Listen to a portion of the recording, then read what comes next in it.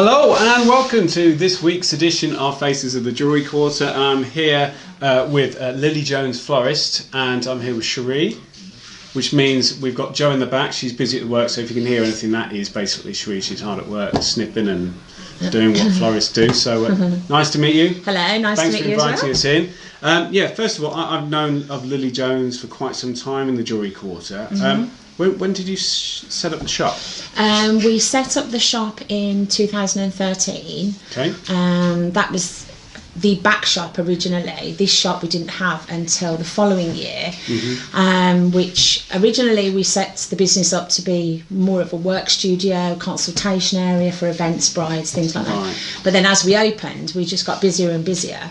This front shop became available, and we said to the landlord, can we have it? Yes, you can. Can we knock through? Yes, you can. So we expanded within 12 months. That's pretty good going. I know you have obviously walk-ins and more sort of just customers that come off the street. But Lily Jones, the name, lasts a little bit longer than that, doesn't it? Well, it originally stems from my mum's name and my partner's, his mum's name. And we just put the two names together and we thought that sounds nice, contemporary kind of name.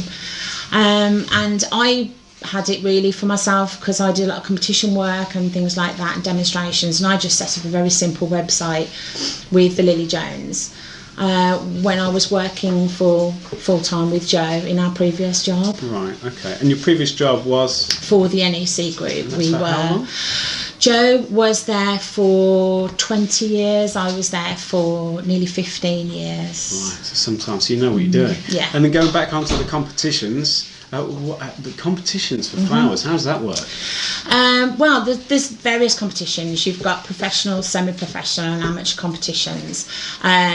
We always enter the professional competitions. Jo and I have both won BFA cups, which you can see behind me, first prize. We've also won the RHS Chelsea Florist of the Year 4 times with 2 bronze medals and 2 silver medals. And we've also won a highly commended and a regional finalist for the West Midlands wedding show. So right, so it's fair to say you know what you're doing. Yeah, I'd say so. Yeah.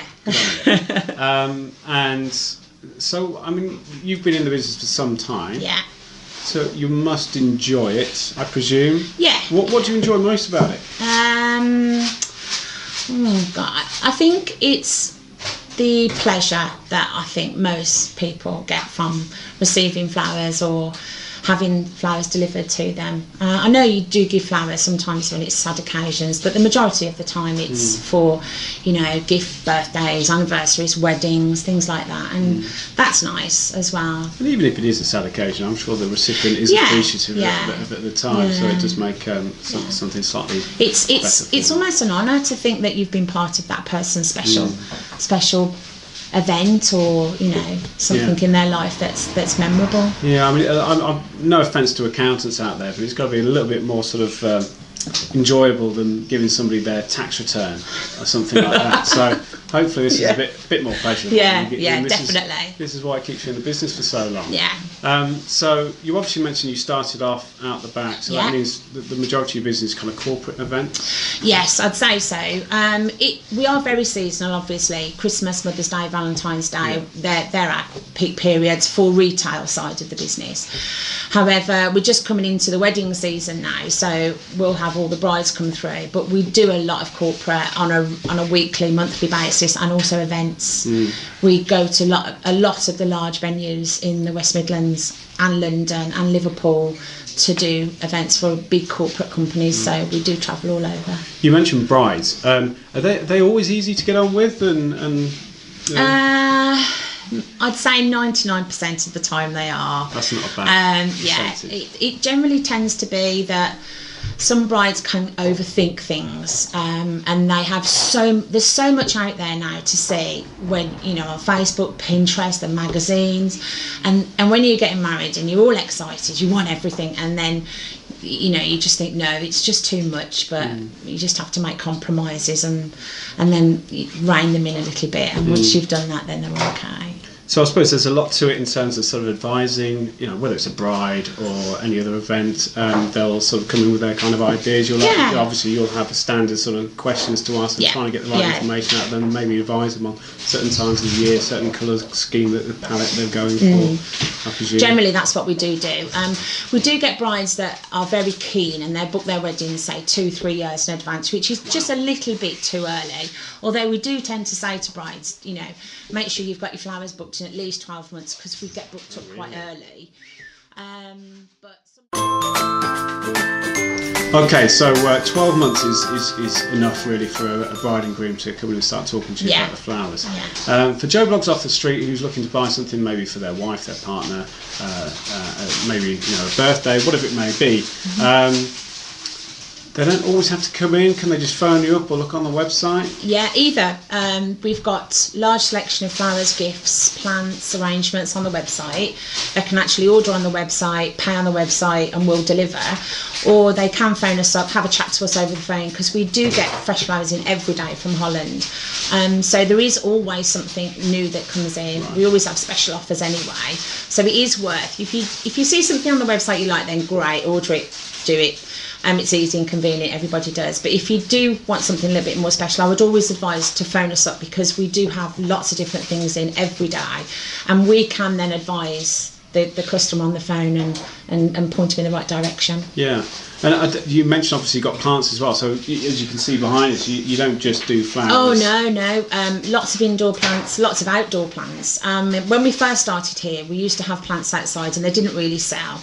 But we just stuck at it and kept on, and now people come to us all the time for their outdoor plants. Joe and I and Paula and Sharon, who are the other girls that work here, we are very knowledgeable on kind of garden plants and things like that, and I think a lot of customers like to have the information of when to plant it, how to look after it, if it needs pruning, and we can give them all that information, and I think it makes a nice little stop off point for them to come and buy things, because they know they're getting just more than a plant. Yeah, I know we've had plants in the office that sort of last typically on average about 9 months, I think, and then they die. Yeah. Because we don't look after them, we don't know what we're doing.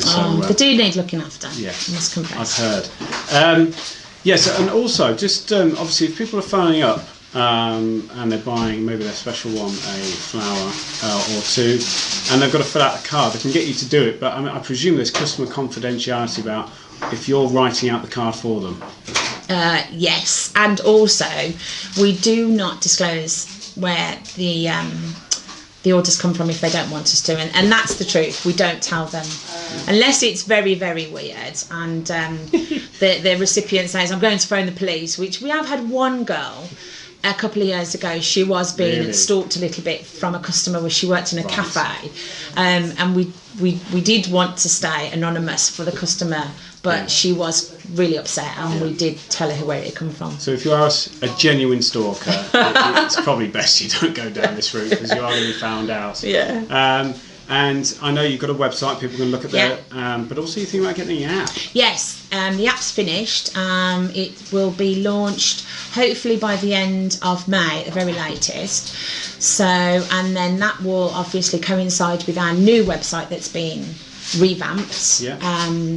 And we've got an app which will have notifications of discounts, offers, there's a loyalty scheme that you can join, and there's also a reward scheme that you can come in and have a reward code put on your phone, and then after so many purchases you get one free. Good idea. And things like that. I was thinking actually, do you do any kind of like subscriptions, or like, you know, once a month we'll put money into your bank and then you'll do some kind of bouquet or something that we can pick up. We've got a facility on the app that you can pre-order 12-month flowers, which you can either pick up, and it's a standing order that you can set up and have something either delivered or ready for you to pick up. It's a good idea, because a lot of people, I think they just forget, but I think they do want to do it, they just never get around to doing it, like most blokes really. So I thought that'd be quite nice to set it, because once you've got it set up, then that's fine. All you got to do is pick up the flowers. Or have them delivered. Have them delivered, even better. Okay, well, we're going to round it off now. Please go to the website if you can. That'll be on the screen at the moment. You can follow Lily Jones on Instagram, Twitter. Yeah, Instagram, Twitter, Facebook, Pinterest, everything. Yeah, all over the internet. We're everywhere.